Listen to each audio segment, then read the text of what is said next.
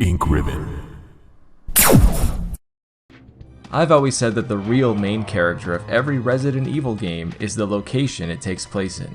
The Raccoon City Police Department building is one of the most iconic locations in the entire franchise. So today I thought it would be fun to take yet another trip into the RPD, this time seeing what we can uncover within its walls. And with that, here are 50 facts about the RPD. The RPD was first established in 1969 after the former art museum was purchased and converted into a police station. The RPD is a playable area in Resident Evil 2, 3, Outbreak File 2, Darkside Chronicles, Operation Raccoon City, Umbrella Corps, and the Resident Evil 2 and 3 remakes. Just like the mansion, the RPD has themed locks and keys, this time using the motif of playing cards, using the 4 suites of Heart, Diamond, Spade, and Club. In addition to this, in Outbreak File 2 there is also a Joker key. In Resident Evil 2 Remake, while Claire requires it, the Diamond key is completely optional for Leon. The only real item he misses is one of the portable safes. In the first release of Resident Evil 2, the vending machines had a photo that said Chocha Cola in the same font as Coca-Cola. This resulted in a cease and desist from Coca-Cola, and the cans were replaced with black blank ones, and in some cases the machines were just replaced entirely. Outside of the second floor exterior of the East office, you can see there are 2 windows, but if you go into the hallway, there are 3. This error was corrected in the remake. The questionable art hanging around the RPD was chosen by Chief Irons. He used the bribe money that Annette gave him to buy it all. The RPD's police force consists of 3 different units: the Patrol Division, who is responsible for round-the-clock service on foot and makes up the majority of the officers, the SWAT team, and of course, Special Tactics and Rescue Service, or STARS. The explanation for ammo and weapons being scattered throughout the police station instead of being in the weapons locker room is due to an order given by Chief Irons. He gave this order on September 25th, before the city had been completely overrun. This led to a large number of officers dying due to a lack of ammo and weapons. The reason there are lickers in the RPD is due to a specific genetic mutation occurring in some zombies, causing them to further mutate after being killed. Because Resident Evil 3 starts before Resident Evil 2, Jill enters and leaves the RPD before Claire and Leon even arrive in the city. The RPD had a canine unit, which was infected by the T-virus. This is why there's Dobermans in the station, specifically in the basement where they were stationed. The air ducts that Sherry uses to get around the RPD are leftovers of the old building design. They no longer work, but they also weren't sealed up, allowing for not only Sherry to go through them, but several Outbreak characters as well as some monsters. While most of the original art and decor was changed when the building was being renovated, the statue of the woman in the main hall is one of the only remaining art pieces from when the building was originally a museum. There were reports of 8 young women who went missing in Raccoon City, and it's heavily implied that the secret taxidermy room was used to desecrate the girls' bodies.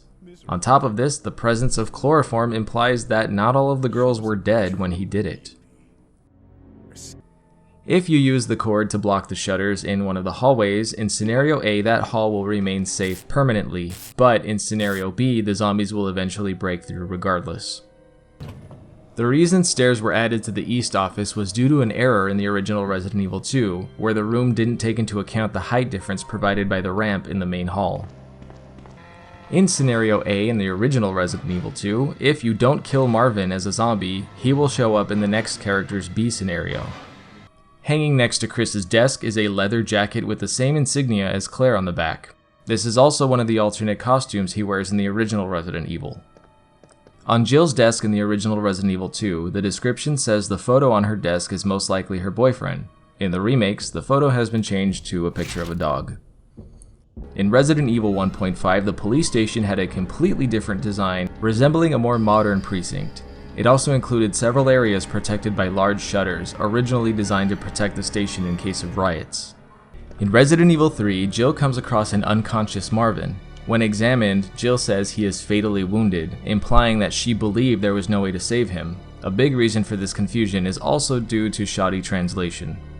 In the original Resident Evil 2, only on normal difficulty, if the player reaches the RPD without picking up any items, Brad will be walking around as a zombie outside of the precinct. When killed, he will drop a special key that can be used in the dark room to unlock outfits for Leon, as well as one outfit and a special handgun for Claire. In Scenario A, once the special key has been obtained from Brad, he will automatically appear in the same area in Scenario B.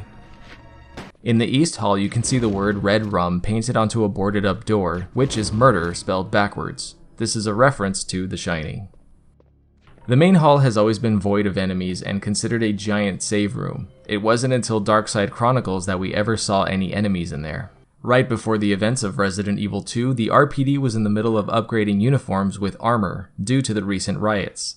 This is why Leon's uniform has a different look to the other officers. When Claire leaves the STARS office, a fax is received. While it probably wouldn't have done much, she could have theoretically sent a fax asking for help or at least explaining the situation. In the speedrunning community, the STARS office is infamous for ruining runs if the player gets the Magnum instead of the grenade launcher. The reason for this is mainly due to Magnum ammo being more difficult to make over freeze rounds as well as taking up more inventory space. In Resident Evil 3, several doors in the RPD are boarded up. While it was obviously to keep the player contained, it would have meant that someone had to remove the boards before Leon and Claire arrived, but it's never properly explained. In the East office, there is a parody logo for a burger place named Burger Kong. In the STARS office, if you search Wesker's messy desk 50 times, you will find a roll of film. Head down to the darkroom and develop it to get the Easter egg photo of Rebecca Chambers. In the Desperate Times scenario, there are two prisoners in the cell next to Ben's, named Samuel and Nathan. They were both arrested for robbing a gun shop. Interestingly, they are no longer in their cell once Leon and Claire arrive at the RPD. The nerve gas released throughout the Desperate Times scenario is explained in the police notice file. Using sensors, it detects an ID tag, but apparently it was still being tested, which could explain why it activates even when playing as Kevin. While it may seem like it activates randomly, it actually has a set pattern depending on what difficulty you're on. In the Resident Evil 3 remake, when playing as Carlos, if you go out of your way to examine things, he will provide commentary. Somebody didn't have time to put his blues on. Including this fan favorite line. Now here's a weird fucking door. Leave it! We're here for Bard. In the West office, one of the lockers says JoJo on it. This is a reference to JoJo's Bizarre Adventure. If you look closely at the sign that says Welcome Leon, you can notice that it's misspelled, with welcome being spelled with 2 L's. This is referenced in the remake with a space being where the second L would be, as well as the L being on a desk. In Resident Evil 2 Remake, the computer in the STARS office uses a USB drive. However, USB drives weren't invented until 1999, 1 year after the game takes place. There is a chance that STARS had access to a proprietary version of them, but that's just speculation. In the basement, there's an optional weapon storage room filled with ammo. In this room is a locker containing a submachine gun and a side pack, which gives you 2 extra inventory spaces. You can choose to take these items or leave them for your other character's second scenario. Only in Leon's scenario, he is able to slide down a chute and end up in the basement.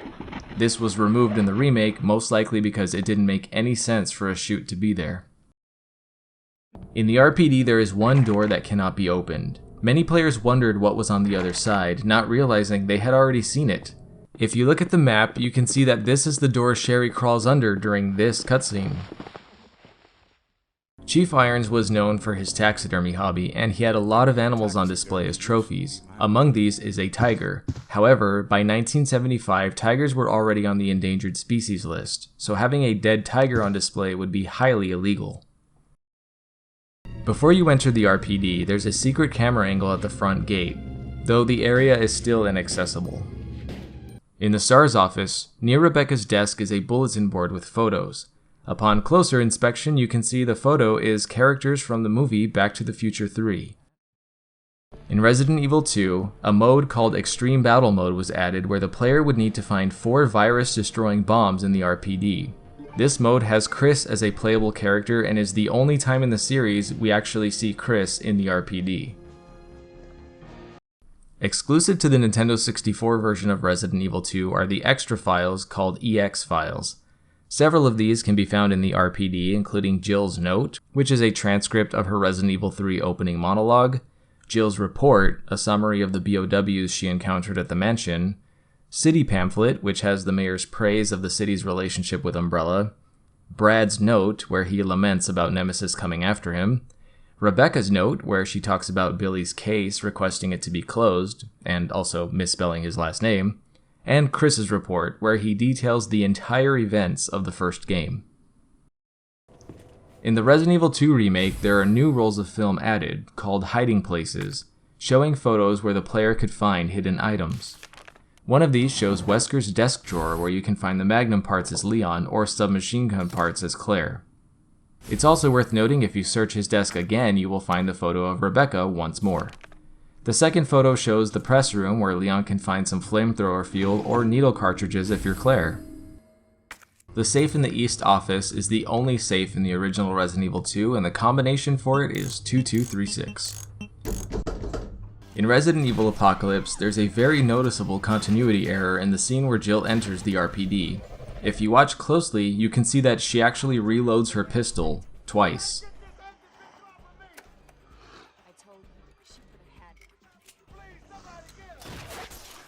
In Resident Evil 2, the RPD infamously didn't have a bathroom in the entire building. It wasn't until 20 years later in the Resident Evil 2 remake that they finally added one, even using it to flood the hallway and create some nice atmosphere. It is also worth noting that there actually is a bathroom in the original Resident Evil 2, not in the RPD, but actually in the tram. And that is it for this video. I usually do these types of videos on characters, but thanks to some of the suggestions during my live streams, I decided to try something new. So if you found this interesting, please hit that like button. And also, if you think there's other locations, characters, or monsters you'd like me to cover in videos like these, please leave it in the comments. I also invite you to check out my other videos and subscribe for more content like this. And if you're already subscribed, well then I'd just like to say a personal thank you for supporting my channel. I love making videos and I love being a part of the Resident Evil community. I hope you have a great day and remember to drink water. I'm Kai Morgan, and as always, thanks for watching Ink Ribbon. And a very special thank you to all of my Patreon supporters and YouTube members. Your extra support means the world to me and helps me keep making content for you guys.